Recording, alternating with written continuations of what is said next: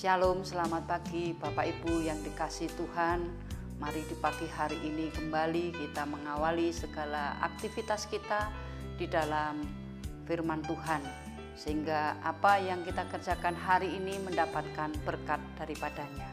Oleh karena itu kita akan bersama-sama untuk belajar firman Tuhan yang saat ini saya ambilkan dari Filipi 4 ayat 19.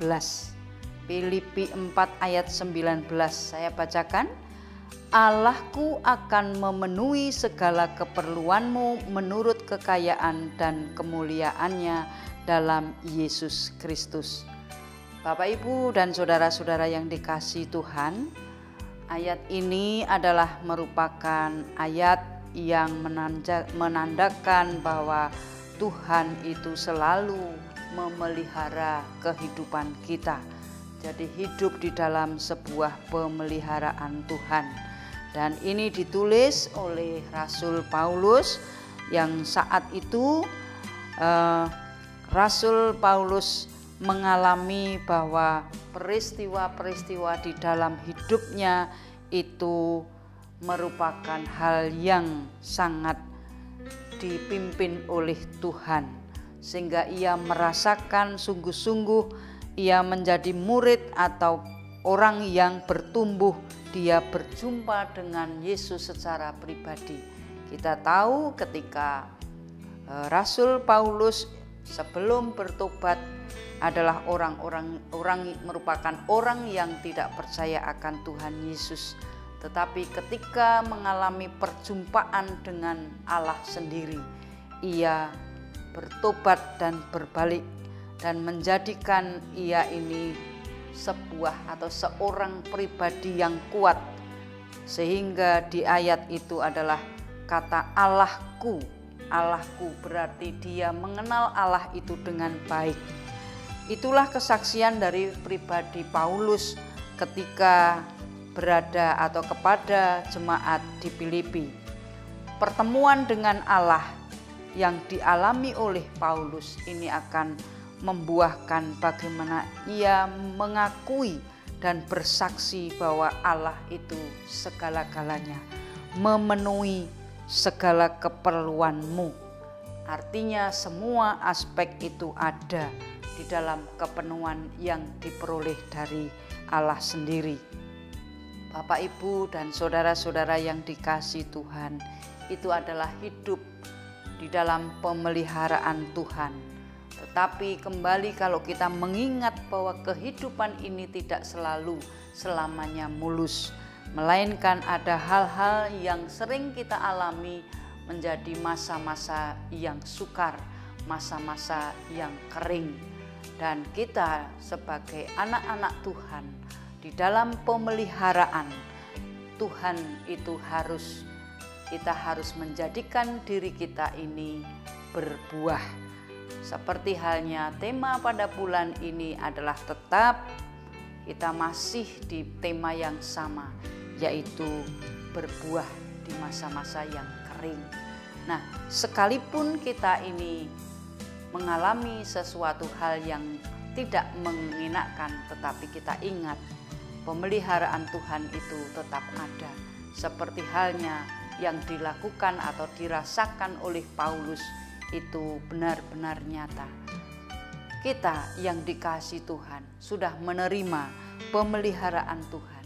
Sudahkah kita berjumpa dengan Allah sendiri di dalam hidup kita, sehingga kita ini harus menyadari hidup kita ini harus berbuah di masa yang kering, dan kita harus menyadari bahwa hidup kita ini ada di dalam pemeliharaan Tuhan. Dan mungkin ketika kita ini dalam keadaan kondisi yang baik, kita bisa bernyanyi atau memuji Tuhan bahwa Tuhan itu sungguh baik. Tetapi ketika kita berada di dalam masa-masa yang sulit, bisakah kita tetap bernyanyi dan memuji Tuhan bahwa Allah itu adalah Allah yang baik?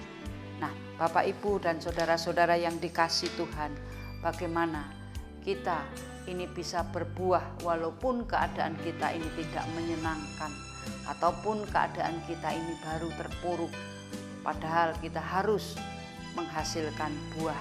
Seperti halnya Paulus, ketika dia belum berjumpa dengan Tuhan, dia tidak bisa menghasilkan buah. Apakah Paulus tidak mengalami masa kering? Paulus mengalami masa kering. Ketika ia berjumpa dengan Tuhan, mengalami perjumpaan dengan Tuhan, dia berubah menjadi orang yang luar biasa, menjadi pribadi yang kuat, karena ada hal-hal yang dirasakan di dalam dirinya bahwa ia ini dipelihara oleh Tuhan. Maka bagaimana supaya hidup kita itu juga berbuah walaupun kita mengalami masa-masa yang tidak mengenakan? Yang pertama kita baca dari Mazmur 23 ayat yang pertama. Mazmur Daud, Tuhan adalah gembalaku, takkan kekurangan aku. Di dalam Mazmur ini dinyatakan bahwa Tuhan itu gembalaku, takkan kekurangan aku. Ketika Tuhan Yesus menyampaikan bahwa Tuhan itu adalah gembala, atau kita melihat bahwa domba itu mendengar suara gembalanya, seperti apa sifat domba itu selalu mendengar gembalanya, maka kita juga sama, bahwa kita ini adalah domba-domba Tuhan Yesus, maka kita harus mendengar suara Tuhan. Sama halnya Paulus juga mendengar suara Tuhan. Sehingga kalau kita mendengar suara Tuhan, kita akan berhasil untuk mendapatkan atau menghasilkan buah. Banyak yang kita dengar dari kata manusia, tetapi kita harus mendengar suara Tuhan. Domba selalu mendengar suara gembalanya. Sama seperti kita harus mendengar suara Tuhan, di mana apa yang harus kita lakukan, apa yang menjadi kehendak Tuhan, itu ada di dalam kehidupan kita dan kita bisa lakukan.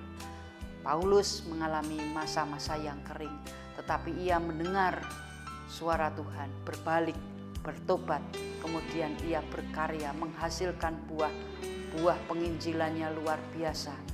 Inilah karena Paulus mendengar suara Tuhan.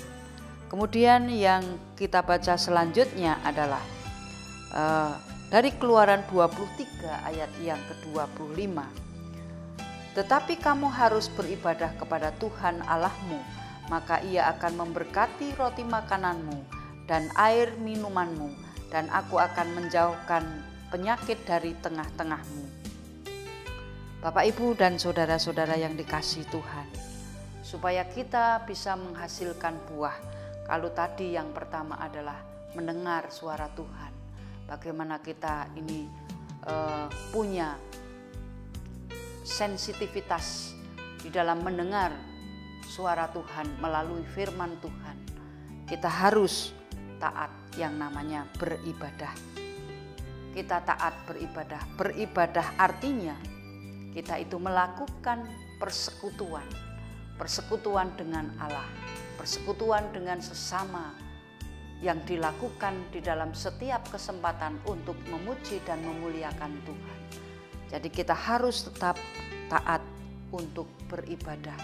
Beribadah di sini adalah bagaimana menjalin hubungan dengan Tuhan dan hubungan dengan manusia, sehingga ketika kita ini melakukan ibadah, kita merasakan bahwa kita itu mendapatkan sebuah berkat daripada Tuhan. Di situ dikatakan ia akan memberkati roti makananmu dan air minumanmu, dan aku akan menjauhkan penyakit dari tengah-tengahmu.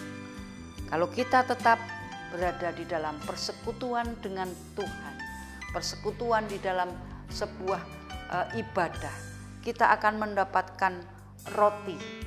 Dalam hal ini adalah kekuatan, karena roti merupakan makanan bagi jasmani kita secara jasmaninya, tetapi ini adalah menjadikan sebuah kekuatan. Air minumanmu merupakan sumber kehidupan. Maka ketika kita bersekutu, beribadah kepada Tuhan, kita tidak akan kekurangan, baik makanan secara jasmani maupun makanan secara rohani. Sehingga melalui makanan rohani dan jasmani itu kita dapat merasakan kasih Tuhan itu mengalir di dalam kehidupan kita. Kemudian di dalam hidup kita itu akan menjadikan berkat bagi banyak orang.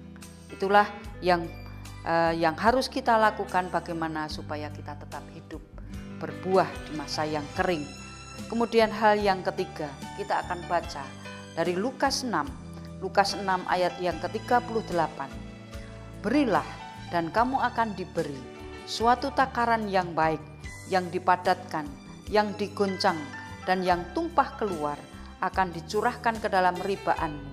Sebab ukuran yang kamu pakai untuk mengukur akan diukurkan kepadamu. Bapak, Ibu, dan saudara-saudara yang dikasihi Tuhan, ini adalah berbicara tentang berkat.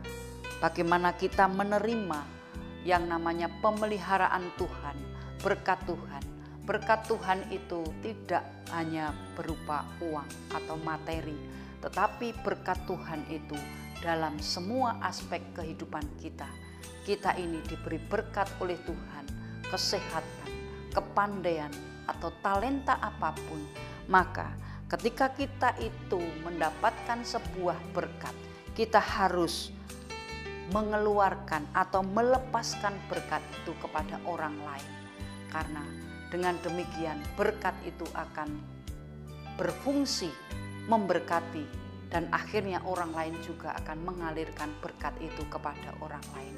Sehingga berkat itu tidak hanya terhenti di dalam kehidupan kita, tetapi berkat itu mengalir dan mengalir dan mengalir. Berkat itu terus ada melalui kehidupan kita. Bapak, Ibu, dan saudara-saudara yang dikasihi Tuhan, bagaimana kita mengalirkan sebuah berkat kalau kita tidak punya materi? Banyak hal yang bisa kita lakukan. Kita ini bisa memotivasi, memberikan semangat kepada orang-orang di sekitar kita yang mungkin patah hati, lemah, lesu. Kemudian kita memberikan satu motivasi, dorongan supaya ia tidak menjadi lemah. Tentu saja hal ini adalah melalui firman Tuhan. Bagaimana kita menyampaikan firman Tuhan? Ketika saudara kita merasa letih dan lesu, tidak serta-merta kita harus membacakan Alkitab. Tapi bagaimana orang itu melihat di dalam kehidupan kita bahwa kita ini dipakai oleh Tuhan untuk berbuah. Itulah yang penting.